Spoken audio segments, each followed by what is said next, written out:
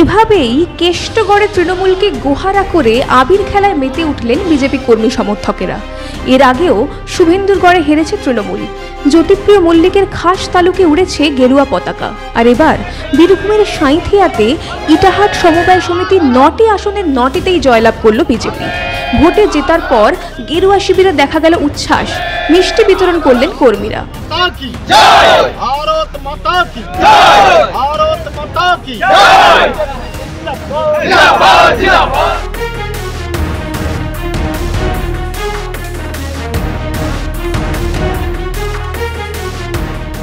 বীরভূমের সাঁইথিয়াতে ইটাহাট সমবায় সমিতির নির্বাচনের জন্য প্রচুর পুলিশ মোতায়েন করা হয়েছিল। এই নির্বাচনে তৃণমূল, বিজেপি এবং সিপিআইএম অংশগ্রহণ করেছিল। এই সমবায় সমিতিতে মোট ভোটারের সংখ্যা 928 জন। কড়া পুলিশি নজরদারিতে ভোট হওয়ায় ফল মিলল হাতে নাতে। একটি আসনেও দাঁত ফোটাতে পারল না তৃণমূল। সিপিএম এর অবস্থাও একই রকম। এর আগে এই এলাকায় ভোট করতে দেয়নি তৃণমূল, এবার ভোট হতেই বাজিমাত করল বিজেপি, বললেন বিজেপি বোলপুর সাংগঠনিক জেলা সভাপতি শ্যামাপদ মণ্ডল।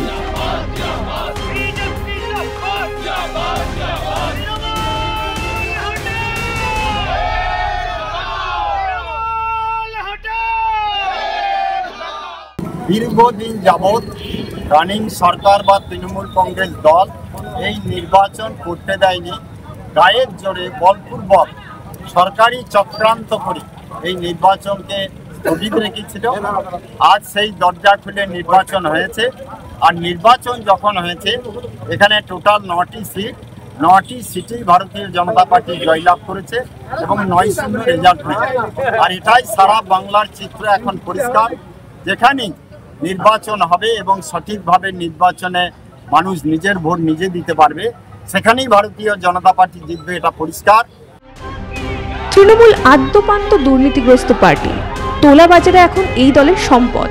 শুধু এই এলাকা বলে নয়, যে এলাকায় মানুষ নিজের ভোট নিজে দিতে পারবে সেখানেই তৃণমূলের বিপক্ষে ভোট দেবে, এমনটাই মত বিজেপি বোলপুর সাংগঠনিক জেলা সভাপতি শ্যামাপদ মণ্ডলের।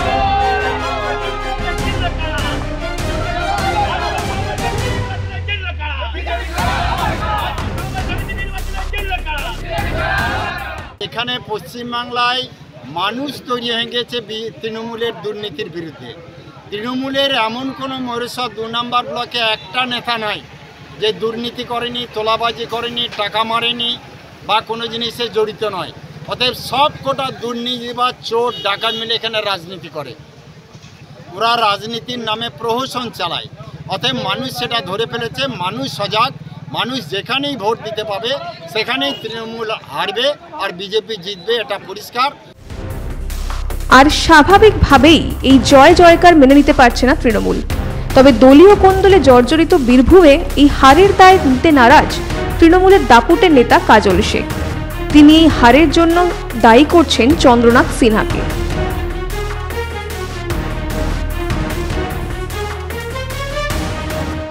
দেখুন, আপনাদের জানা আছে বীরভূম জেলার যে 11টা বিধানসভা আছে, আমাদের মাননীয় মুখ্যমন্ত্রী মাননীয় মমতা বন্দ্যোপাধ্যায় 11টা বিধানসভাকে যে কোর কমিটির সদস্য যারা আছেন তাদের বিভিন্ন ভাগে ভাগ করে দেওয়া আছে, বিভিন্ন জায়গায় বিভিন্ন জনকে দায়িত্ব দেওয়া আছে।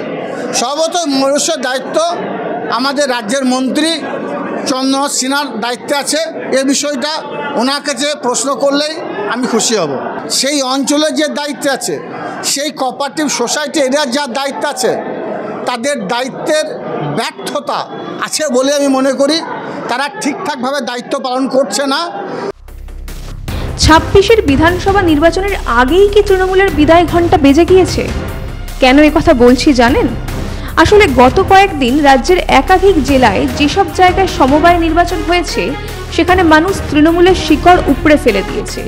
শুভেন্দুরগড়, নন্দীগ্রাম, খেজুরি এবং জ্যোতিপ্রিয় মল্লিকের খাস তালুক, গাইঘাটার মতো জায়গায় তৃণমূলের শক্ত ঘাঁটিতেও বিজেপির কাছে হালে পানি পায়নি শাসক দল। দুর্নীতি, অপশাসন, কাটমানির বিরুদ্ধে মানুষ জোটবদ্ধ হচ্ছে। আর সমবায় ভোটে ভোট দেন একেবারে খেটে খাওয়া প্রান্তিক শ্রেণীর মানুষজন।